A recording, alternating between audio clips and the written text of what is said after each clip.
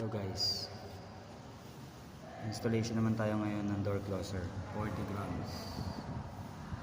Basic lang. Mas mahirap pa kung titingin ka sa manual. Ito nga pala yung pangkakoy natin na screw. Metal door jamb. At ito yung adjuster nya ng bilis at nung latch nya. Kung nasa nakalagay yan, doon din nakatutok yung bisagra mo dapat. Ganun lang kasimple yan.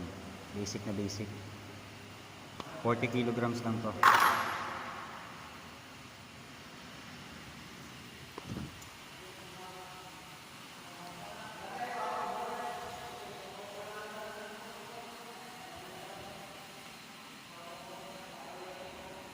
$26 piraso to mga guys.